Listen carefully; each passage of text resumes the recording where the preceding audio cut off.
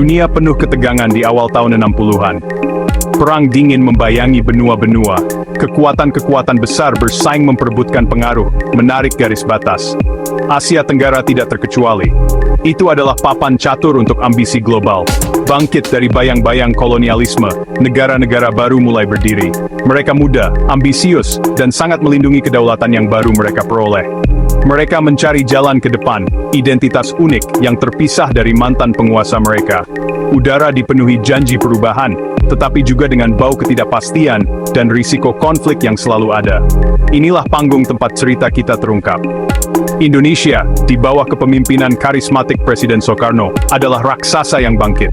Ia memperjuangkan gerakan non-blok, menolak menjadi pion dalam permainan timur atau barat.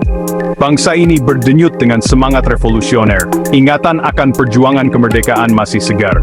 Di seberang selat, situasinya berbeda namun saling terkait.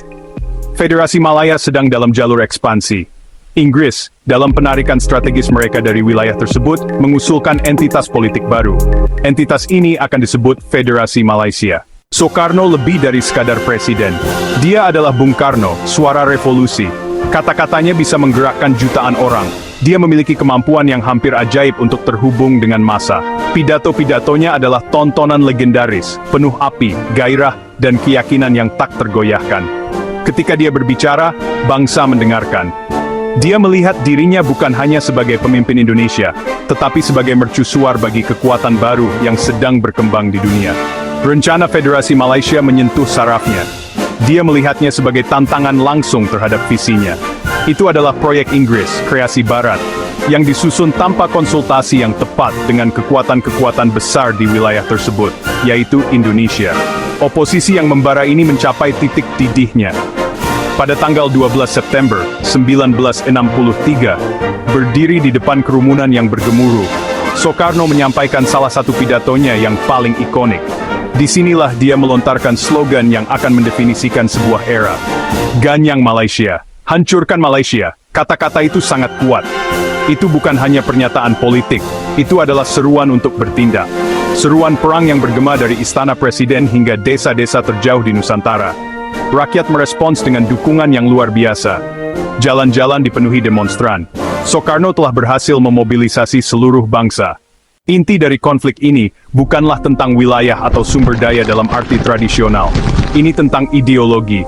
Ini tentang visi yang bersaing untuk masa depan Asia Tenggara.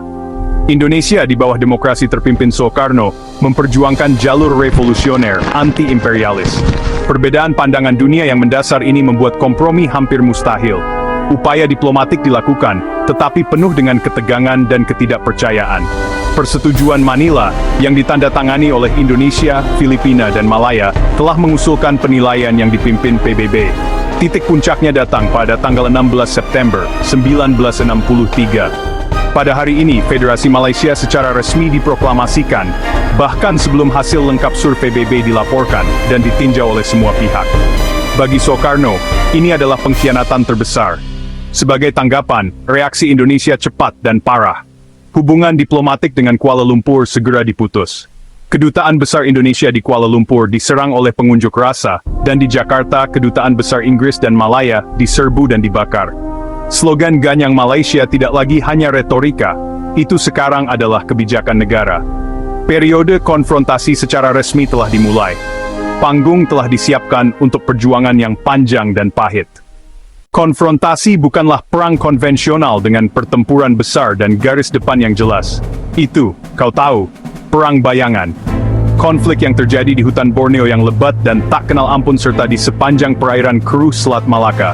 Itu adalah perang infiltrasi, sabotas, dan operasi psikologis.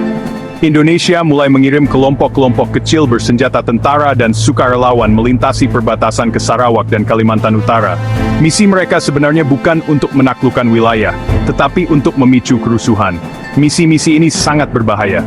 Para penyusup tidak hanya menghadapi pasukan keamanan Malaysia, tetapi juga pasukan persemakmuran elit, termasuk Gurkha Inggris dan pasukan udara khusus, atau SAS. Bentrokan seringkali cepat, brutal, dan intim. Ketegangan tidak hanya terbatas pada hutan meskipun di Malaysia dan Singapura, ancaman penyabot Indonesia sangat nyata. Ada beberapa insiden pengeboman, termasuk pengeboman tragis McDonald House di Singapura pada Maret 1965. Periode konflik intensitas rendah ini berlangsung selama 3 tahun yang panjang. Itu adalah perang gesekan, menguras sumber daya, dan merenggut nyawa secara diam-diam, tetapi stabil di kedua belah pihak. Perbatasan bersama telah menjadi garis depan yang dibentengi. Konfrontasi akhirnya berakhir bukan di medan perang, tetapi melalui perubahan seismik dalam lanskap politik Indonesia. Upaya kudeta tanggal 30 September 1965 dan kebangkitan Jenderal Soeharto berikutnya menyebabkan reorientasi dramatis kebijakan luar negeri Indonesia. Soeharto, yang berfokus pada stabilitas internal dan pemulihan ekonomi, melihat konfrontasi sebagai petualangan yang mahal dan mengganggu. Pada Agustus 1966, Indonesia dan Malaysia menandatangani perjanjian damai di Bangkok, secara resmi mengakhiri permusuhan. Warisan konfrontasi itu kompleks dan jujur saja cukup beragam.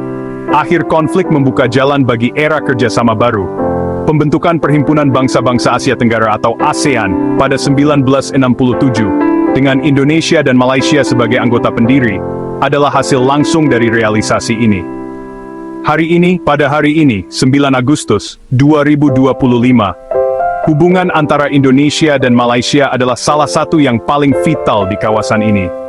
Meskipun kadang-kadang terjadi perselisihan mengenai warisan budaya atau batas maritim, ikatan yang mengikat mereka jauh lebih kuat daripada masalah yang memisahkan mereka. Ingatan akan konfrontasi berfungsi sebagai pengingat yang kuat dan menyedihkan. Ini adalah pelajaran sejarah yang terukir dalam ingatan kolektif mereka, sebuah bukti bahwa perdamaian itu berharga, dan bahwa jalan masa depan bersama selalu lebih baik daripada jalan masa lalu yang terpecah.